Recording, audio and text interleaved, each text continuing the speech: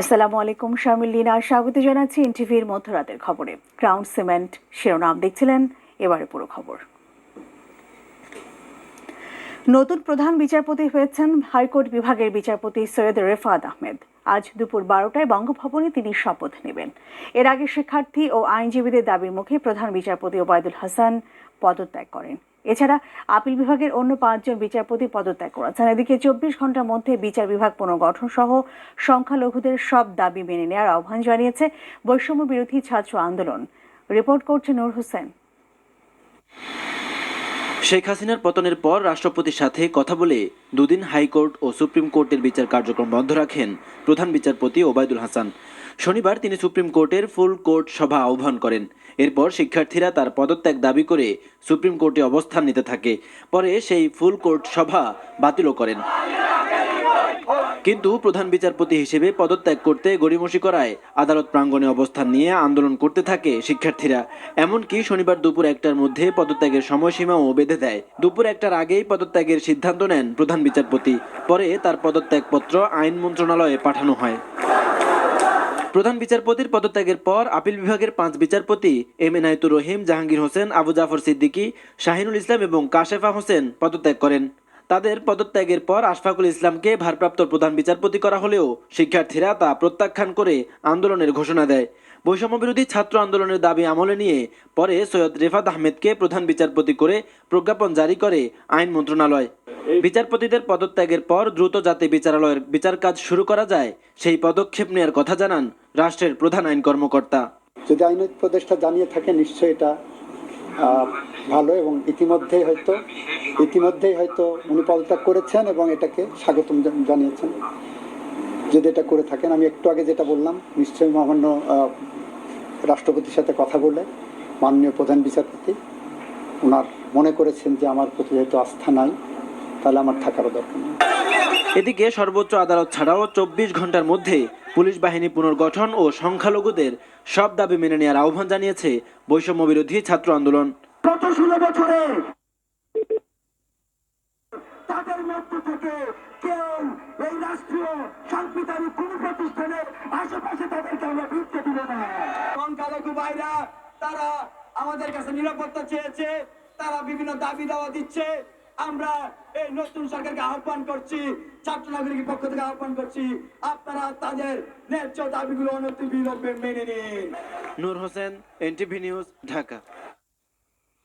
বাংলাদেশে প্রতিটি ঘরে একজন করে আবু সাইদ আছেন উল্লেখ করে অন্তর্বর্তীকালীন সরকারের প্রধান উপদেষ্টা ডক্টর মোহাম্মদ ইউনূস যে কোনো প্রকার বৈষম্যের বিরুদ্ধে আবু সাইদের মতো রুখে দাঁড়াতে সবার প্রতি আহ্বান জানিয়েছেন।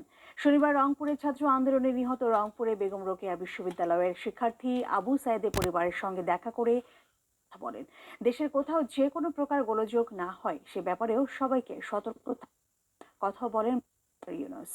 রংপুর থেকে হককে নিয়ে রিপোর্ট রানা চৌধুরী, ক্যামেরায় ছিলেন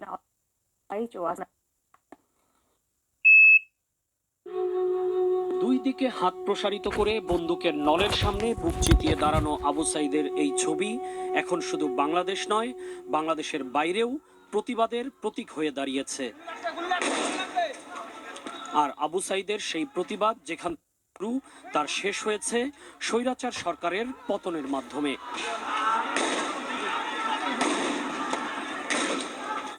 তাই তো নতুন সরকারের দায়িত্ব নেয়ার একদিন পরেই আবু সাইদের বাড়িতে আসলেন অন্তর্বর্তীকালীন সরকারের প্রধান উপদেষ্টা প্রফেসর ডক্টর মোহাম্মদ ইউনূস।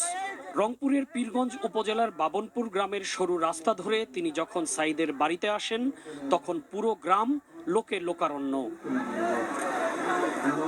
প্রথমেই ডক্টর ইউনূস শহীদ আবু সাইদের কবর জিয়ারত করেন, কথা বলেন তার বাবা মার সাথে। এ সময় সাইদের পরিবারের পক্ষ থেকে প্রধান উপদেষ্টার হাতে বাংলাদেশের পতাকা তুলে দেয়া হয়, যেটি আবু সাইদ তার বুক দিয়ে আগলে রেখেছিলেন।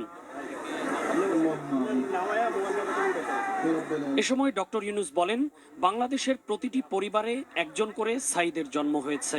কোথাও কোনো গোলযোগ যেন না হয়, কেউ ধর্ম নিয়ে কথাবার্তা না বলে, কারণ আমরা এই মাটিরই সন্তান, সবাই আবু সাইদ।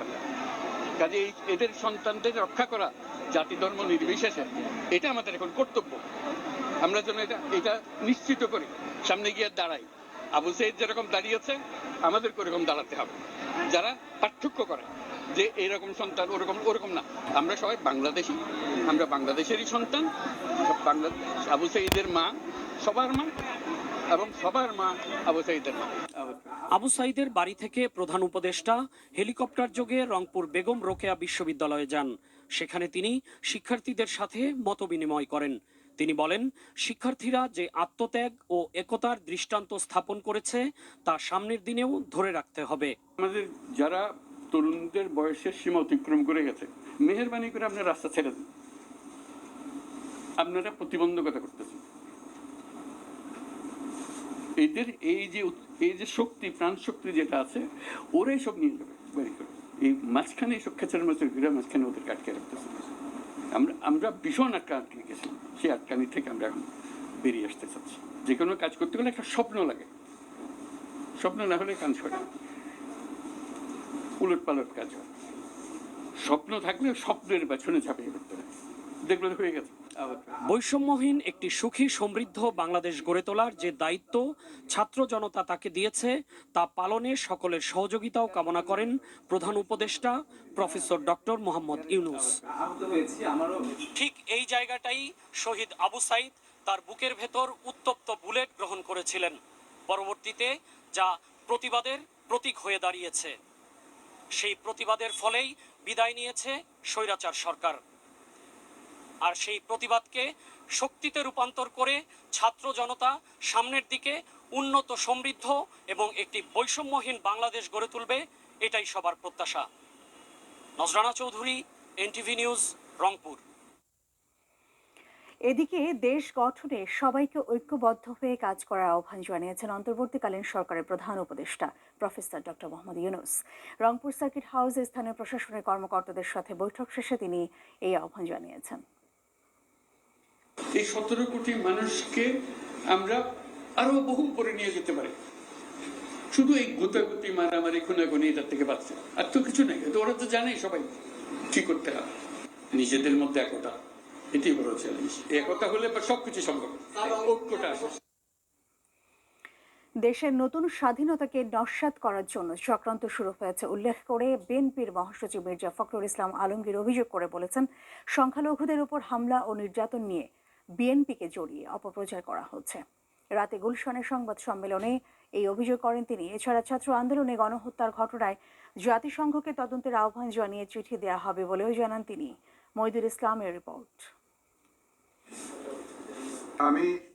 বিএনপি চেয়ারপারসনের গুলশান কার্যালয়ে সংবাদ সম্মেলনে দলের মহাসচিব মির্জা ফখরুল ইসলাম আলমগীর অন্তর্বর্তীকালীন সরকারকে অভিনন্দন জানিয়ে বলেন, দেশের মানুষের বিজয়কে নস্যাৎ করার ষড়যন্ত্র শুরু হয়েছে। আর সংখ্যালঘুদের ওপর হামলার ঘটনায় বিএনপিকে জড়িয়ে অপপ্রচার চালানো হচ্ছে বলেও অভিযোগ করেন তিনি। দেশে এবং বিদেশে কিছু কিছু গণমাধ্যমে বাংলাদেশের বর্তমান পরিস্থিতি নিয়ে বিভ্রান্তিকর আপনার খবর সংবাদ পরিবেশন করা হচ্ছে এবং সেখানে আপনার বিভিন্নভাবে সংখ্যালঘু সম্প্রদায়ের উপরে আক্রমণ, জনগণের আপনার আইন শৃঙ্খলা পরিস্থিতির অবনতি, এই সমস্ত বিষয়গুলো তুলে ধরছে।